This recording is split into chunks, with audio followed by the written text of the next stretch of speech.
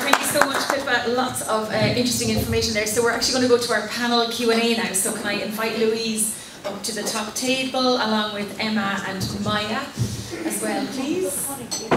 Don't forget you can use the Slido app to ask your questions. And I think I forgot to mention earlier that we are on Twitter, hashtag ORNCONF24 or hashtag ORN Navigating with Insights. On Twitter, on X, formerly Twitter.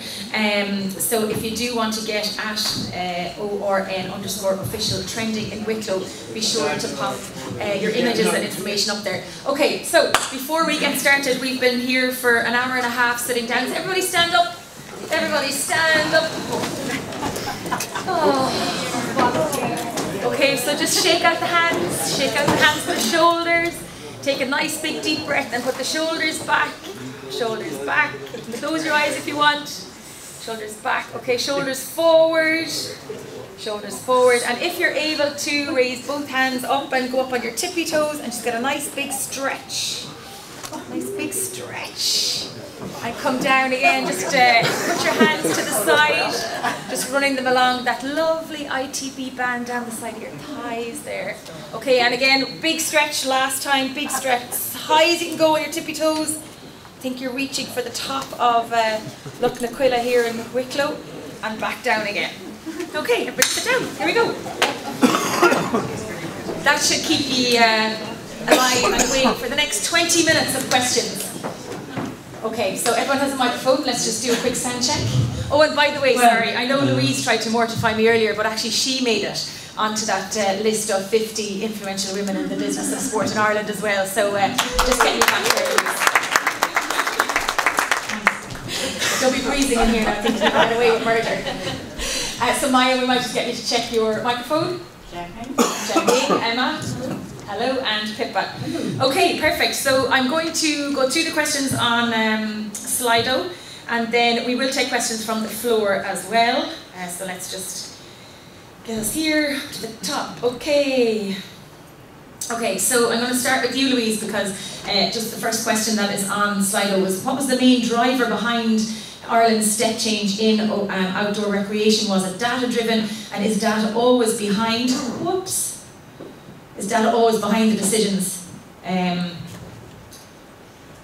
So a lot of questions just came in there. I'm sorry, my apologies, I'm going to have to go down here. Yeah, so I would start the question, what was behind the step change in the outdoor recreation space? So I think, so if you go back to maybe if we go back to 2006, with the launch of the original strategy, there was and there's a few of the folks in the room that were involved in that. There was new rules funded by Fudge Ireland across local development concerns, sustainability and climate action, and how we connect people more into their spaces. Then COVID hit. Sorry to be the first person to mention today, but managed an hour and a half without mentioning it. Not too bad. COVID hit, and we had incredibly strict rules in this country, where we had, I think at one stage was it 1 kilometre was the strictest. It was definitely 2 anyway. That we were allowed to go within 2 kilometres. People started to realise we have to get outside the house and kill someone. And more space. Well, you're laughing, but that was reality. And more spaces. They started exploring spaces in their locality. There was a huge appetite. Now, obviously, it was one of the worst things to happen in modern history, but also what an incredible opportunity for outdoor recreation. And it was definitely an adrenaline pump direct to the heart for outdoor rec.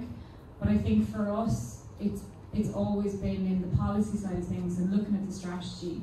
It's always been something not only for Sport Ireland and Department of Rural and Community Development, and even Creature and Fáilte and key players in that space. We've always been massively invested. We know the potential. We're the converted. We know what the benefits of outdoor rec can do, and I think we've always moved towards this data-driven, evidence-based decision-making. And to be honest, ultimately we were always going, the more information you can give us, the better decisions we can make at national policy level. So we were always going to be moving more and more into this space. I don't even know what the question was at this point. Sorry. There you go. I think you answered it. Out of curiosity, what has been the public reaction to the website? Because that was a huge launch that you did last year. You know, what has the hits been like from, say, the public in terms of accessing the database? I know you mentioned that 50% didn't want an app, but 50% did. But the website particularly, like, what sort of hits are you getting on it in terms of public engagement? So we did this massive launch last October, and it was nerve-wracking and nervous breakdown inducing and stressful and brilliant and incredible, and like, it's such an achievement.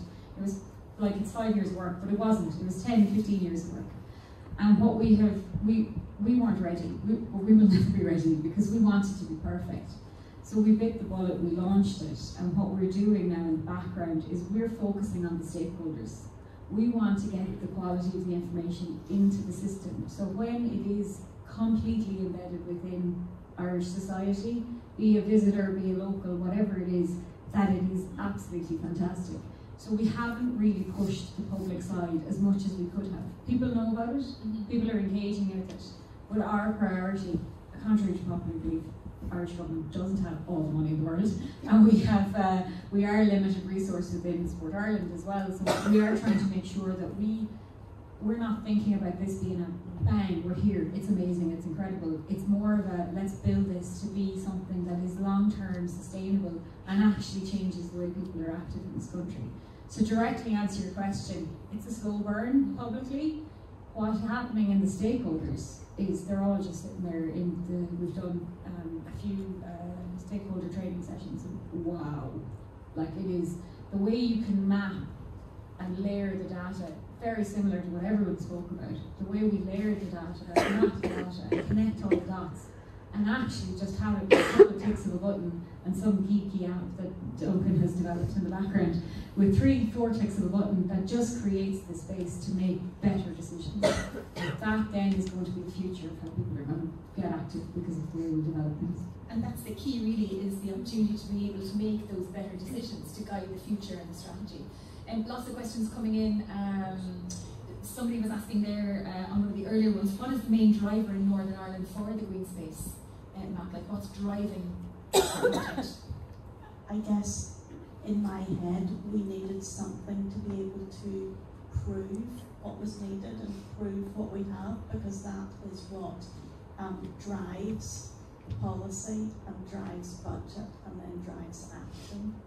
And what would you say were the biggest obstacles that you faced in terms of getting, you said earlier, you're probably the two people that know the most about the green space areas in Northern Ireland. The technology and I guess departments or bodies saying, actually, we will do it, as opposed to sort of maybe bouncing it from department to department, thinking, well, it's not for us to do, but because recreation and getting people outdoors is across every department, so it's just, it needed done. And does it fall between two stools? Or 20, or how many local authorities do you have? 7, was it? It falls between many stools. Yeah, so it just needed done. So, so if I'm sitting in the audience today and I'm thinking, okay, I'm from Wales maybe, and we want to do something similar, what would you say were the biggest challenges that you faced, and how did you overcome them in terms of creating that green space map? It was getting a whole lot of people in a room who would then just say, yes, we agree this needs done, and then we simply went away and quietly found a way to do it. Okay. And somebody, somehow. And then I know that, Emma, you mentioned about the 400 metres, about the space, the urban space. Like, why did you pick 400 metres, and then why did you pick a kilometre, and why was it that particular, why 400, why not a half a K? We were going on the basis that sort of a 5-minute walk is about 400 metres, and then again 15-minute walk about 1 kilometre. So that was where those two figures came from. Getting that close neighbourhood, green spaces, closer home, straight out your back door and into a green space. And I think it was the 300 metres, I think was the original ANC standard, but that was as the crow flies, whereas we wanted to go along footpaths you know, and ways to get to a place, and therefore we upped it slightly. And have you seen many people now engaging in being in the green spaces? Like, are they going to the parks? Are they going to the heritage sites? Are they going to places where outdoor recreation can happen that maybe they didn't go to before? Like the trail you showed us, Emma, on the Strava trail with the housing around it and how they're now utilising that green space beside them. So I guess we saw people using things during COVID, you know, but actually, and to go with this green space map, I mean, many years ago, Outscape had developed Walk NI and then about more NI, so that's the sort of public, what is there and what you can do when you're there, and you can zoom in and get more of a sense of. But that's that big data piece of work that we're going to be doing to really show the numbers and how people are using space over time.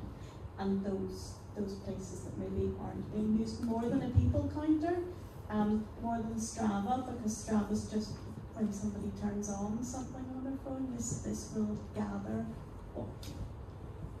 a bit more. Brilliant. And of course the technology continues to change as well, so Strava is just one application that can be used. There's so many different other technologies that are coming through. I'm just going to pop back into my phone again here. Pippa, the big thing around the so the thing that struck me when you were talking about the government now, if I remember this correctly, encouraging the use and the development of green spaces when developers are coming to build housing and to build infrastructure in areas. Like, is there an incentive for a developer to do that? Does it drive the price of houses up? Is there a negative aspect to it? And what have you seen as the implications of those green spaces being thought of at the original development point, as opposed to, alright, here's a playground for the kids to have an hour of fun on a day? I can't really answer what has happened, because of course it's a new planning policy framework, so we haven't got lots of evidence about developers thinking differently. Okay. It might impact upon the price of houses, but the price of houses is governed by many things: the price of the land they bought it for, then the construction costs, and so there's lots and lots of factors involved, and how dense they can build when they get there. So yes, it will be a factor, but it's not the only one. So what impact will it have? Well, we're hoping it will have a positive impact, because I noticed there was a question about why do we have such low green space in England? And sorry, this is a slight plug for the Ramblers breakout group later about lost paths.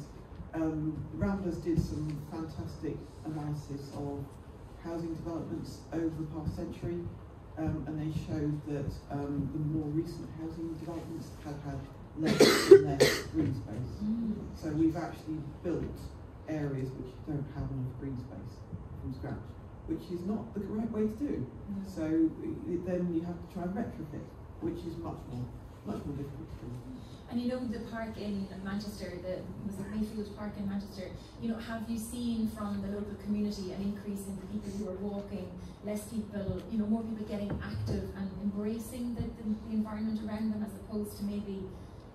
I haven't actually seen the data, but I'm sure it will have changed, because before they couldn't get to it at all. Yeah. And now, of course, it's a green space and it's got play spaces in it. So I imagine there'll be families using it and people walking through it and enjoying it. I haven't visited it myself. I am keen to get there though. Yeah, it's a great idea actually, especially for regenerating areas that, you know, are already bursting at the seams with business, and we see now that lots of people working from home, we're getting lots of vacant buildings in our capital cities and things like that, so there is opportunity to, I suppose, retrofit in a different way rather than a building, like come back to nature. There's a really good question that came up there about is there data sharing on green space between the north and south in border areas at 400 metres could reach the other country's green space? And so Emma or Pippa, do you want, or Emma or Maia, do you want to come in on that? We don't at the minute, no. The border isn't a big black line that you can't cross though. So that is something that we can consider in the future, that you can cross the border and get into a green space that might be within that 400 metres. And I know from our database, I know from our database we are focusing on obviously the Republic, but we're working very closely with the local authorities to capture all of their data in the north as well. We want to make sure that it's a system that works for every resident on the island. Public funding limits to the 26 counties, but it's something that we have requested special dispensation to open it up. So essentially, we've reunified Ireland, just another question, and it's probably relevant to all of you. Are there specific targets for reaching the marginalised, e.g. inner city communities and isolated rural communities who can't access outdoors despite living in it? So I think it was you, Emma, who mentioned that you might live in the country, but there mightn't be a trail or a path or a woodland that you can go to actually embrace the countryside. So that question is open to any of you to answer. I get the really easy way of answering this question. So in Ireland we have the local sports partnerships who have a connection in with every community in the country, and as I mentioned earlier, they have the communities of disadvantage as their priority.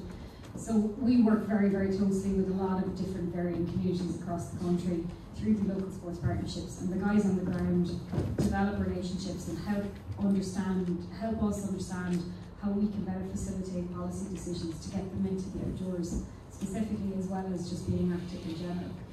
The LSPs then really, I suppose, they connect the dots between what money we can create and decisions we can create and what those communities want and need.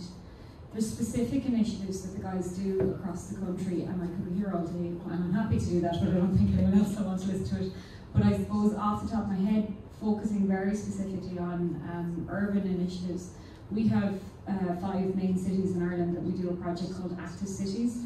It's the same model as the Liverpool one. It's a global initiative where we create active spaces and places across the city. The model is being replicated across the counties at the moment, so it'll take into account urban and rural areas and counties that don't have cities. The big thing and driver around the Active Cities initiative is not actually about, ultimately it's about the people, but it's not about the programs, it's not about the opportunities. It's talking about systems and environments. It's following the GAP model, and it's about ensuring that we change the system. We fix the system. You don't have to be in a green, it's great to be in a green space, I prefer you to be in a green space, but there are opportunities to create active spaces in our cities across the country. And that initiative is really, really driving forward. And like I said, it's not just about the cities. The counties without cities are really developing their local sports plans and the local authorities as well. So that's how we're going about it. Do you want to hop in there as well? Yeah, I just want to prompt a thought. Like, we have figures for disadvantage in terms of income, but if you look at DERA, part of it is rural affairs, and some of that is social isolation of rural people living in rural areas that actually have needs that won't come under social disadvantage. And we also have folks with disabilities who can't use things. I'm just back from Greece, and actually we have so much here compared to everything is steps. You can't access sites, you can't go along footpaths. I mean, it's so much worse, and yet we have so much more we could do. So I absolutely understand that we have the disadvantaged figures in terms of poverty, etc. But there's so much more, and we need to look at everything and different needs. And some of that disadvantage actually is language and accessing services that people need. So this is where my translation between the UK and Ireland comes in. So when we talk about disadvantage, we're coming at it from a range of target groups. And it's not just about people in poverty. It is about people, it could be facing any kind of disadvantages, people with disabilities. It's looking at a variety. And because Ireland is such a rural country predominantly, I live in the back end there, so nowhere is that. It is really one of our priorities is looking at that rural isolation and the variation across the country, which again is where, big plug for the LSPs, everyone will be happy with that in the room. The guys are experts at it. They know their counties, they know exactly how to interact with the most disadvantaged and whatever that disadvantage is. Pippa, do you want to come in there? Actually, sorry, Emma, do you want to come in as well, or Pippa? We have the Green 15 commitment, but it's a commitment, but it's not been worked out through policy yet. So I would say work in progress. Okay. Do you want to come in there, Zelena? From a nerdy data point of view, you can have all the data, all the maps that you want. You can make all the maps and all the outputs that you want, but if you don't have those relationships with those local authorities, those LSPs, going back and forwards, getting the most authoritative data, you're not going to get anywhere. Okay. I think we've time to move to the floor now. So have we any questions for the floor? And if we do, so your hand up first. We just ask you to state your name, your organisation, and your question, please. Thanks. Good morning, everyone. JP McHarlan from the Department of Rural and Community Development here in Ireland. And thanks very much for the presentation. They were very interesting. I was very taken by this idea of having access within 15 minutes or 400 metres or 1,000 metres for everybody to green spaces or equivalent. And then I was looking at the data that you both put up, both England and Northern Ireland. It showed very similar stats around. When you're in urban areas, you have access to lots of publicly available green spaces. When you're in rural areas, you don't have the same level of access. And then I was wondering, should we have the same targets for rural and urban areas? Is it even feasible to have the same targets for rural and urban areas? It strikes me it would be very difficult for a lot of people, particularly in remote rural areas, to have that sort of access to publicly provided or other green spaces that they can access. While at the same time, they probably have other types of access in quiet roads and the like, which wouldn't be available in urban areas. So I'm just curious as to your thoughts on that and what sort of policy direction might be taken in both Northern Ireland and in England. I think certainly in the north of Ireland, we'll never get to 100% for urban or rural, but there are many, many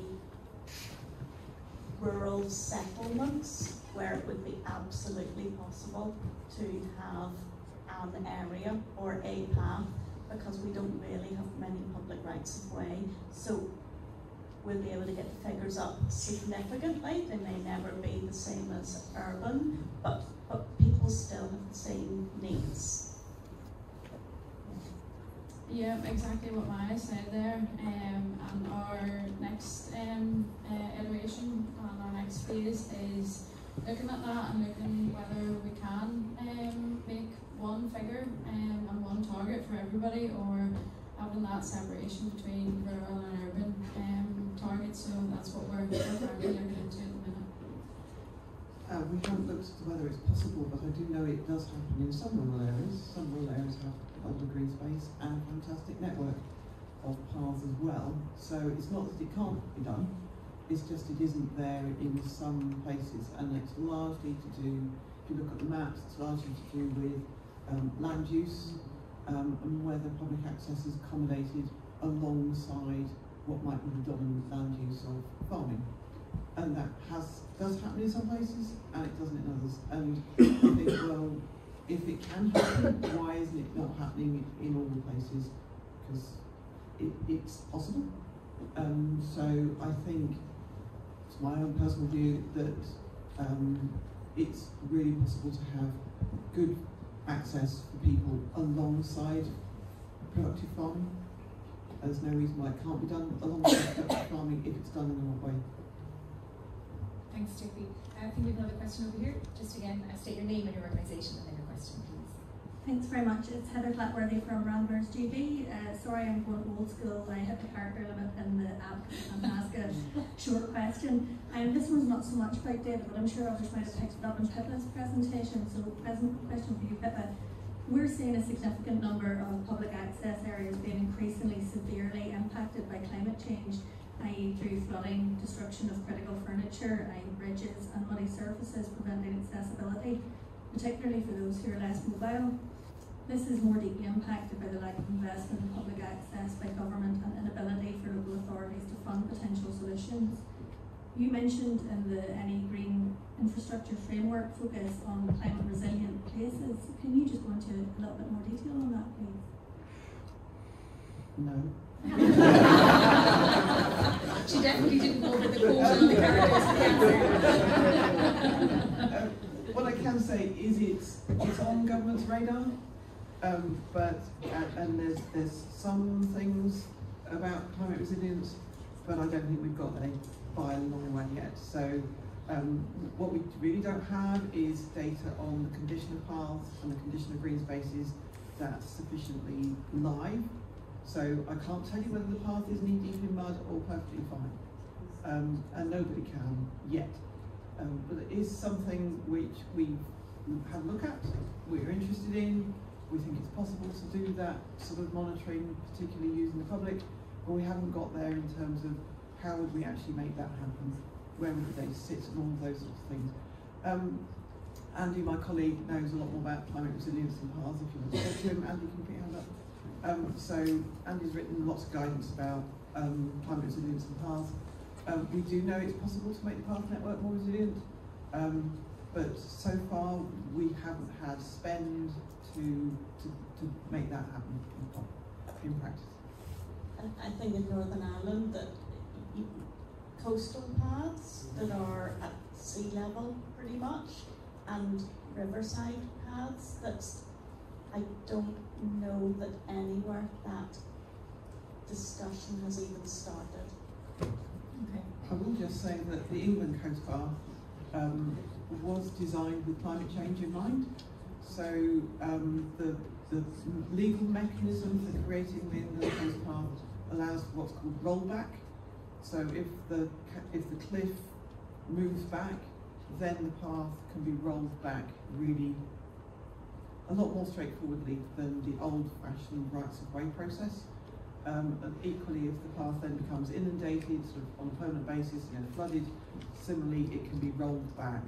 And if you want more information about rollback, Gavin, can you put a hand up? Gavin's your man.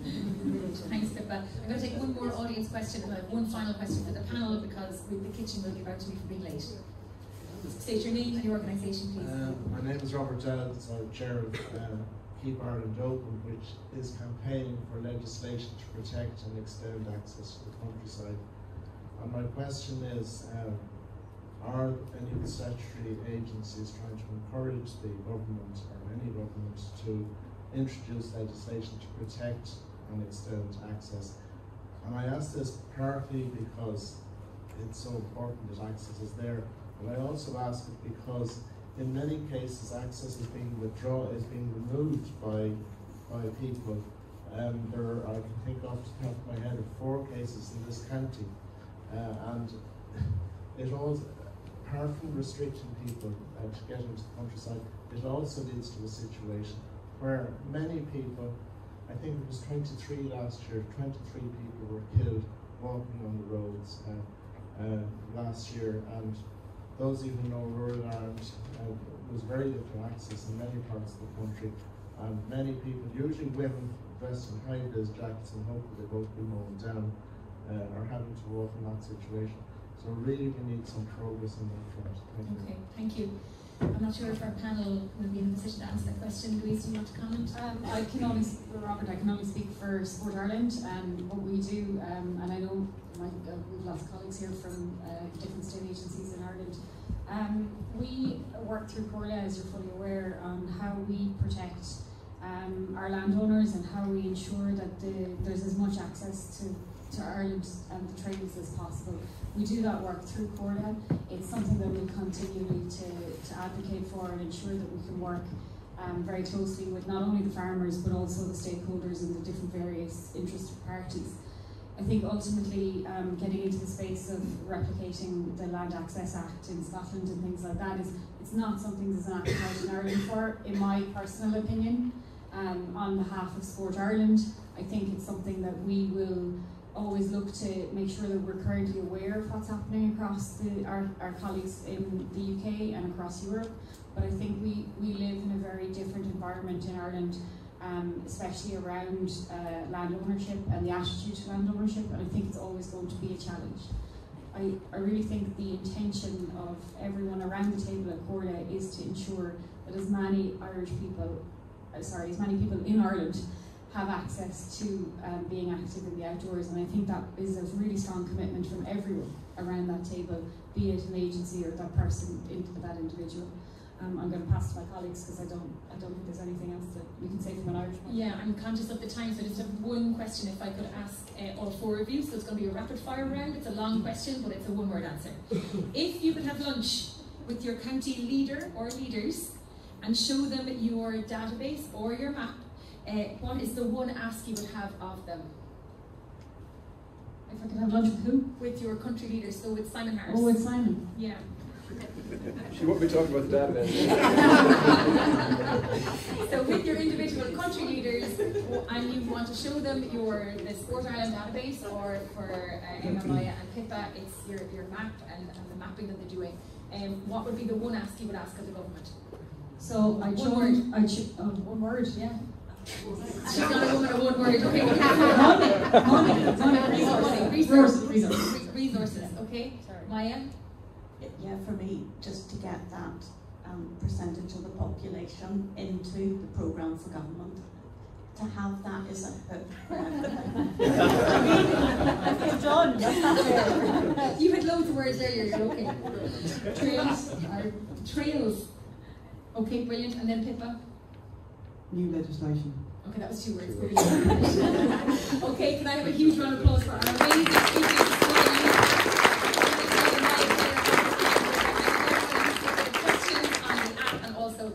Here this afternoon with us. Again, if I didn't get to some of your questions, our speakers will be around for the afternoon, so please feel free to ask them those specific questions. We probably have about 4 minutes, and that is to get yourselves from here to there, and then we're going to take a photograph over there.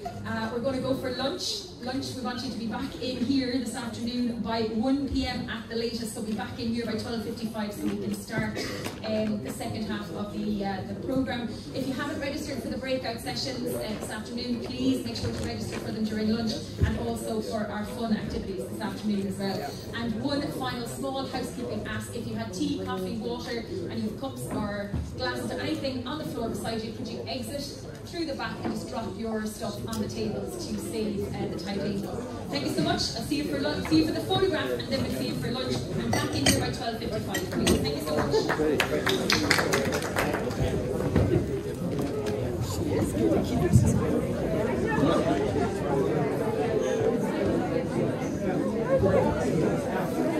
Yes.